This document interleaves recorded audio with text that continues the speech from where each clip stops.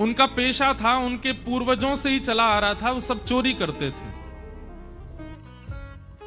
दादाजी, परदादा, परदादा, पूरे गांव का ही यही पेशा था, यही काम था, सब चोरी करते थे। जयपुर से आमेर जाते हैं तो बीच में कनक घाटी, वहीं श्री घाटम दास जी रहते थे। तो घाटम जी चोरी करते थे। एक बार रात में बैठे थे चोरी करने के लिए, तो उस दिन कोई व्यक्ति तो मिला नहीं उनको मालदार, लेकिन झोला लिए हाथ में और जटाएं बांध करके कोई संत वहां से जा रहे थे। घाटम जी बेचारे 2 दिन से तो उनको कुछ चोरी हुई नहीं थी, फिर भी मन में विचार करने लगे, तो महात्मा है, इनकी क्या चोरी करूं मैं, कोई बात नहीं, चोरी नहीं करता हूं, प्रणाम कर लेता हूं जाके। और घाटम जी उनके मार्ग पर आ गए और अर्धरात्रि का समय, घनघोर अंधेरा, प्रणाम किया।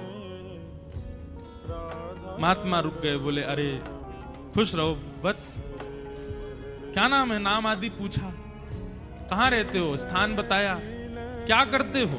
घाटम जी बोले मैं चोरी करता हूं। महात्मा को ये बात बड़ी बढ़िया लगी कि इसने छुपाया नहीं मुझसे, सत्य बोला। बोले चोरी क्यों करते हो भाई, चोरी डकैती करना ये अच्छी बात नहीं है, मत किया करो, अच्छा काम नहीं है।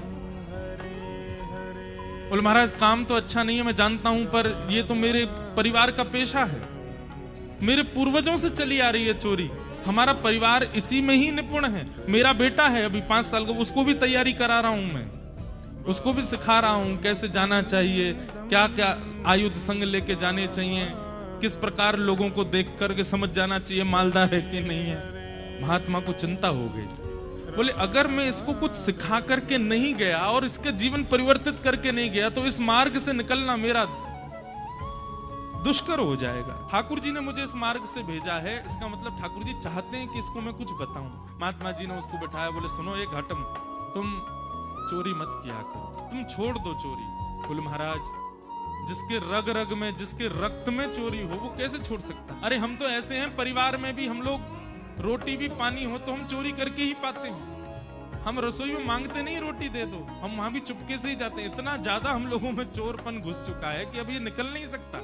महात्मा थोड़े व्याकुल थे, तो घाटम जी बोले भगवान आप देखिए व्याकुल मत होइए, मैं भी विवश हूं कि मैं नहीं छोड़ सकता चोरी, पर हाँ चोरी के अलावा जो कहोगे वो करूंगा। महात्मा ने विचार किया, महात्मा बोले ठीक है 4 बातें लिखो। सबसे पहली बात, तुम सत्य बोलोगे। घाटम जी बोले ठीक है, आज के बाद चाहे कुछ हो जाए मैं सत्य ही बोलूंगा। दूसरी बात लिखो, संत जनों का खूब सम्मान करोगे, आदर करोगे।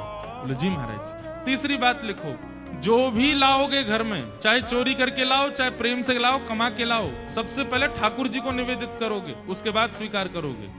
बोले जी।